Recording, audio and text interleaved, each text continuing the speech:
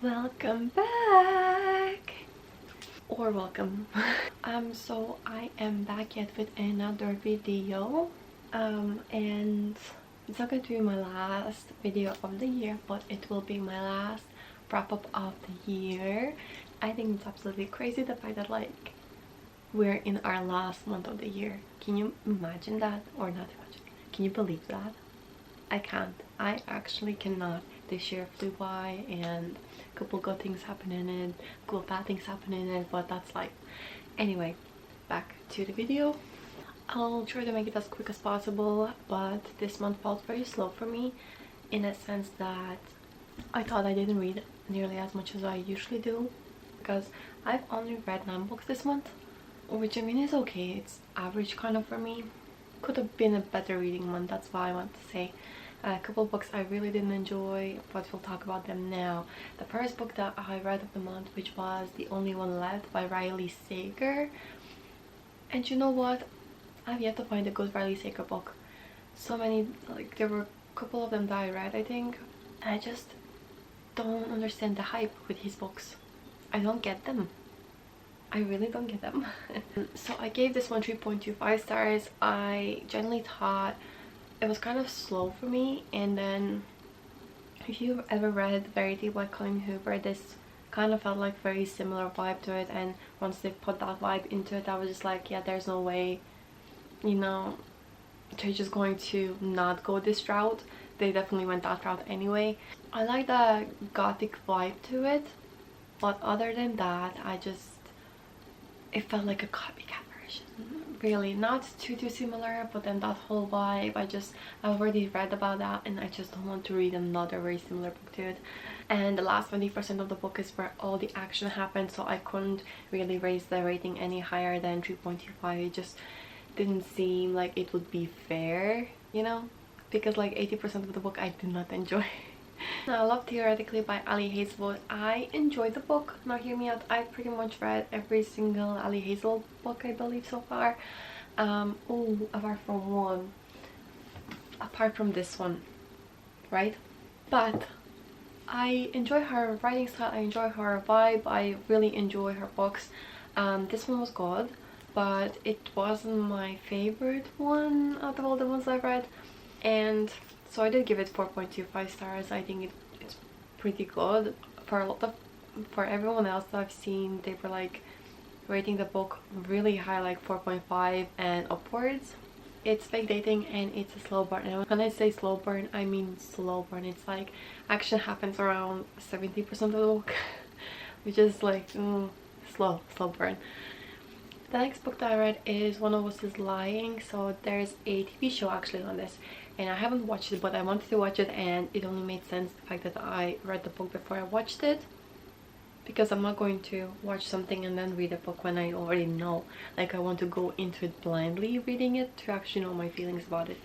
And I have never read anything by this author before.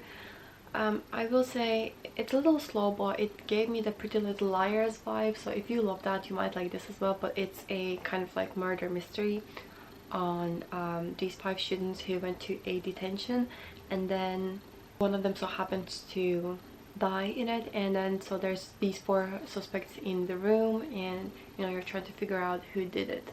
I like the fact that like it was very similar to A Good Girl's Guide to Murder, except there's like 4 students in it, and like they're trying to figure out exactly what's happening. I actually prefer this over Good Girl's Guide to Murder. I don't know, everybody raved and hyped up that book, but it just wasn't my favorite. I really like the fact that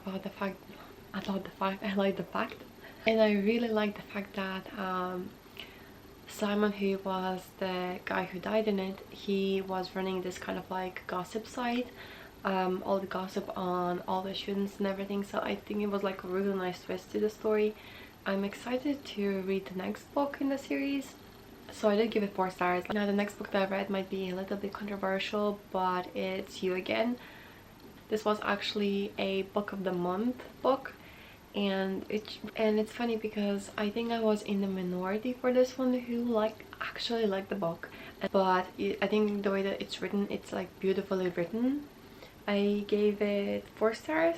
which is really not bad. Like anything above 4 stars I consider like really good, and a book that I would recommend above 4 stars. So it's Enemies to Lovers, Hopeless Romantic, and Afraid to Commit vibe.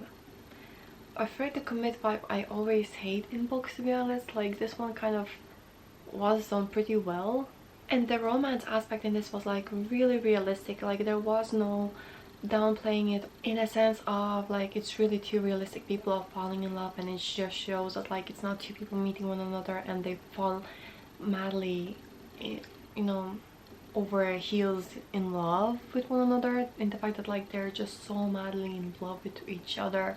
Like it does not happen in every single case. You don't even realize, like some relationships you just realize you actually love them later on, and this is what happened actually. They met one another when he came down to cook dinner for his girlfriend, and she was the roommate of the girlfriend, but then they both didn't realize that the girlfriend was actually being with two of them. And so what happens is, it shows in the book, you know, like a couple months later down the line they meet one another again. They still don't like one another. A couple months down the line they meet again and they still don't like one another, and it happens a couple more times until they kind of like are both like, hey, I'm going through a thing and I know you're going through a thing, but do you want to be miserable together as friends, platonic? And so they become friends, and then more, like it's a very slow kind of thing, not everybody's cup of tea again. Slow burn. This is another slow burn. Now the next book that I read is Saving Six, and this is the big book that I was talking about. This was over 600 pages long, a little bit over. And even though I love Chloe Walsh writing, like it's absolutely one of my favorite writing styles ever. I remember reading this, and even though I love the story, it's just much darker than what I originally expected it to be honest. I didn't think it would be so dark, and you get Joey's point of view on this, and you know what it's like for him to be the protective one in the family and what he's going through and everything, all the demons. Like really he's going through it. And the love interest Eva in it is just, they're both so cute together and they have so much banter and crack together. It's just absolutely stunning book. Even though I loved the first 2 books, my battery is about to die. Anyways, I loved the first 2 books in the series. I gave them 5 stars. This one I gave 4.5, just because it's a lot to go from that to the next series, because that's my favorite series ever. I still love it though. I still love it and recommend it. Now, 1,000 Boy Kisses is the next book that I read, and can I just say I'm in the minority, I think, for not liking this. Like so many people love this book and I don't get it. I don't get it. The writing was so awful, so bad. It was just too YA, and I didn't think there could be a 2. This was so bad. It just made me cringe. It was not realistic. I just have beef with this book. I've never read anything by the author, so I don't know what the other books are like. I can kind of maybe see someone else liking this book, but just the way that it's written, the story, just like none of it I liked at all. Yeah, Resting Scrooge Face is another book that I read, and it's by Megan Quinn. I love Megan Quinn. This one was a novella, very short, so it's mostly a letter kind of format book. So if you don't like that, maybe it's not the book for you, but I thought it was like so good for Christmas, and to get into the Christmassy kind of spirit. It was a good introduction to that, so I did give it 3 stars, just because like you know, it wasn't enough for me to be absolutely madly in love with the book, but I thought it was good. I thought it was good. Now, Ruin and Rising. Alright, I am back. It's my fault for not checking the camera, but I think I stopped talking on Ruin and Rising. Anyway, so this was the last book of the trilogy, and I think I enjoyed this one the most, just because I finally have my closure. I finally have the answers, like. And you know, at this stage there's like 3 love interests or paths that she could have chosen for the MMC, and like where you know, the joke where a pirate, a villain, and you know, someone else walks into the bar. Yeah, this is what it kind of like seemed to me, because there was the pirate, the villain, and then there was her best friend who's, you know, she has the hots for. And if she was to play Kill, Marry and Kiss, like I did enjoy it in all fairness, so it was good. I gave it 4.5. The other two books I gave 4.25, so this one I enjoyed just a little bit more. And I'm excited to follow the other books in the Grishaverse. And now for my last book for the November wrap-up, and this one was actually one of my favorite books that I read this month. So it's Red Rising. It's a sci-fi. I know as soon as people hear sci-fi, they're like, nope, they're just kind of like start turning away, but I promise you, it's actually not that bad. The wording was a little bit tricky there in the middle. I got a little bit lost there in the middle. That's why it's a 4.25. I kept going between 4.5 and a 4.25 a lot. But it's honest to God really, really good. And if you loved Hunger Games, you will love this, I feel like.